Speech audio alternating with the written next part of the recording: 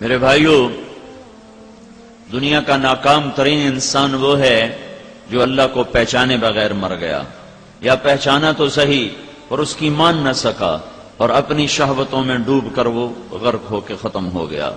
اور دنیا کا کامیاب خوش قسمت انسان مرد عورت وہ ہے جس نے اللہ کو پہچانا، پھر اس کو مانا، پھر اس کے سامنے جھک گیا، اس کے سامنے سر جھکا دیا اور اپنے نفس پہ قدم رکھا اور اس کے اطاعت پہ جم گیا۔ یہ نقطہ انسان اپنی عقل سے پکڑ نہ سکتا تھا، اس کو سمجھانے کے لیے 1.25 لاکھ انبیاء دنیا میں تشریف لائے اور انہیں مشقت کی گھاٹیوں سے گزارا گیا، حتی یقول الرسول والذین آمنوا معه متی نصر اللہ۔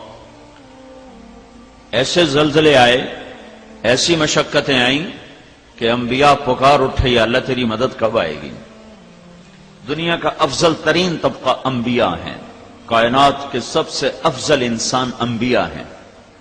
انبیاء کی زندگی میں دیکھو تو عبادت زیادہ نہیں ہے، عبادت زیادہ نہیں ہے۔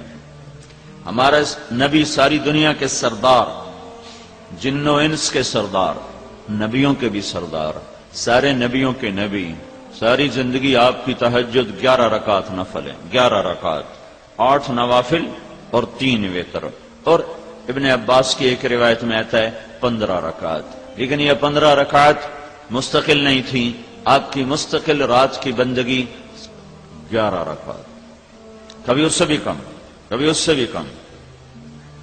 سوتے بھی ہیں، جاگتے بھی ہیں۔ کوئی رات آپ کی زندگی میں ایسی نہیں آئی کہ آپ نے عشاء کے وضو سے فجر کی نماز پڑھی ہو۔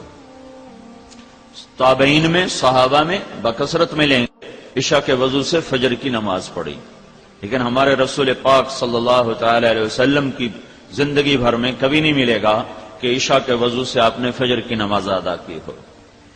انبیاء کی زندگی میں جو سب سے نمایاں چیز ہے وہ انسانیت کا غم، کڑھن ہے، درد، بے قراری ہے، اور ان کے پیچھے دیوانہ وار پھرنا ہے۔ یہ انبیاء کی امتیازی چیز۔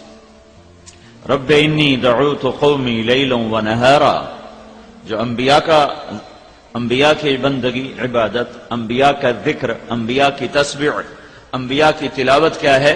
رب انی دعوت قومی لیلا و نہارا، یا اللہ دن رات میں تو تیری طرف ہی لوگوں کو بلاتا رہا۔